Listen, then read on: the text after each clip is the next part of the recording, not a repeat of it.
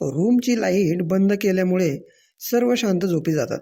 स्वाती मनात विचार करत राहते की नाव तर चांगलं आहे, पण आपल्या कॉलेजमध्ये महिना दीड महिन्यापासून हा मुलगा माझ्यावर पारख ठेवत होता आणि पूजाला त्याच्याबद्दल इतकी माहिती कुठून मिळाली? माझं पहिलं प्रेम तर राज आहे आणि आता या दुसऱ्या मुलावर अचानक प्रेम करणे काही शक्य नाही होणार. कलियुगात मुलांपेक्षा मुलींनाच शारीरिक सुख अनुभवायचा असतो, म्हणून त्या बॉयफ्रेंड बनवित असतात. आज प्रेम कोणाचे खरे आहे? जो नाही तो आपली गरज पूर्ण करण्याकरिता प्रेम करतो. हा मुलगा पण राजसारखा असावा. रात्रभर स्वाती इंद्रजितचाच विचार करीत राहिली. सकाळच्या कोमल वातावरणात कोकिळाचा आवाज झाला. त्या आवाजाने स्वाती लगेच जागी झाली. जसा काही तिला कोणी आवाजच दिला की काय अशी ती उठली. जाग आल्याने सर्वात पहिले आंघोळ केली. बाकी तिघी जणी त्यावेळी डोळे चोळीत उठल्या. त्यावेळी स्वाती नकरा करत होती. स्वातीला पहिल्यांदा तयार होताना पाहून तिघींना खूप आनंद झाला व त्या पण पटकन आवरून कॉलेजला जाण्यास निघाल्या. स्वातीचे लक्ष कॉलेजकडे कमी व इंद्रजितला भेटण्याकडे जास्त होते. स्वाती नव्या जगात पाय ठेवणार होती, त्यामुळे ती खूप खुश होती. लवकर आल्यामुळे चौघी मैत्रिणी कॉलेजच्या गार्डनमध्ये उभ्या राहतात. हळूहळू गेटमधून मुलं मुली येऊ लागतात.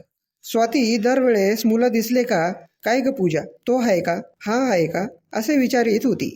स्वातीला भेटण्याची एवढी ओढ लागली होती की ती एक सेकंद थांबण्यास तयार नव्हती. पण तो काही पूजाला दिसत नव्हता.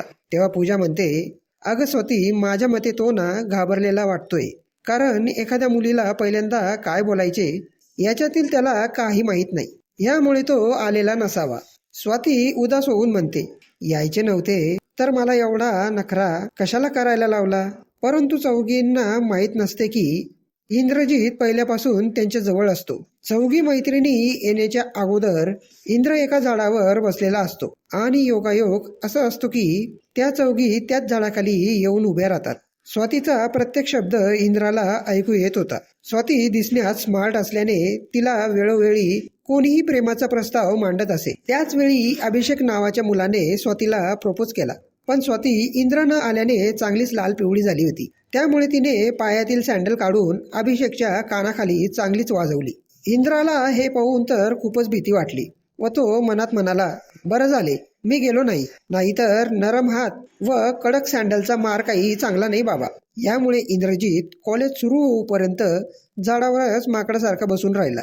कॉलेजची बेल झाल्यानंतर सर्व मुलं मुली वर्गात जातात. तेव्हा इंद्र झाडावरून खाली उतरतो. उतरल्यानंतर मनात विचार करतो की स्वातीला भेटावे की नाही. तेव्हा तो मनात म्हणतो की अरे, आपली बहीण पूजा आहे ना, आता तिलाच मध्यस्थी करून स्वातीबरोबर तार जुळवावे लागतील. ते असे झाले की लाईटीच्या खांबावर चढले तार जोडायला, तर सेफ्टी म्हणून पकड हातात पाहिजेच ना. पूजा वर्गात लिहित असल्याने काय करावे आणि काय करू नये हे इंद्राला कळत नव्हते. आवाज दिला तर सर्व पाहतील, शिट्टी मारली तर मला टपोरी समजून प्राचार्यांच्या ऑफिसमध्ये घेऊन जातील. यामुळे काय करू असे करत त्याने त्याच्या बॉलपेनमध्ये कागद टाकून लिहून दिले की मेरी प्यारी बहना, तेरी भाभी को बाहर लेकर आना, असा मेसेज लिहून बॉलपेन पूजेच्या दिशेने फेकून इंद्र तेथून पटकन पळ काढतो. पण पूजाच्या दिशेने फेकलेला पेन तो स्वातीजवळ पडतो. कोठून आला पाहते तर कोणीच दिसत नाही. नंतर ती पेनाच्या कचकड्यात पाहते तर त्यात काही लिहिलेले तिला दिसते. ती लगेच पेन उघडून पाहते. कागदावर लिहिलेला लेख वाचतात स्वातीला समजून जाते की हा मेसेज नक्की इंद्रजितनेच केला असावा. त्यामुळे ती बाथरूम जायचे नाटक करून बाहेर पडते. इकडे इंद्राला असे वाटते की पूजा पण बरोबर राहील तर फार काही घाबरटपणा होणार नाही. पण तसे न होता स्वाती इंद्राला एकटी पकडते. पण पक्क माहीत करण्यासाठी ती एका भिंती आडून जोरात ओरडते, इंद्रा. तेव्हा तो लगेच मागे वळून पाहतो. तेव्हा स्वाती मनात म्हणते, हाच आहे तो. मागे वळून पाहिल्यानंतर इंद्र म्हणतो, अरे इथं तर कोणी नाही, मग मला आवाज कोणी दिला? स्वाती लपत लपत एका झाडाआड येते. तेथून इंद्राचा चेहरा एकदम स्पष्ट दिसत होता. इंद्राला पाहताच स्वाती म्हणते, अरे हा तर तोच आहे. एके दिवशी आपण गाडीवर चाललो होतो आणि हा अंध व्यक्तींना रस्ता पार करून देत होता. पण याच्याबद्दल तर मी कधी विचार केला नाही आणि याने माझ्यात काय पाहिले की माझ्यावर हा प्रेम करू लागला. प्रेम तर यासारख्या मुलांवर व्हायला खूप वेळ लागतो, कारण हे आपल्यापेक्षा दुसऱ्यांचा विचार जास्त करतात.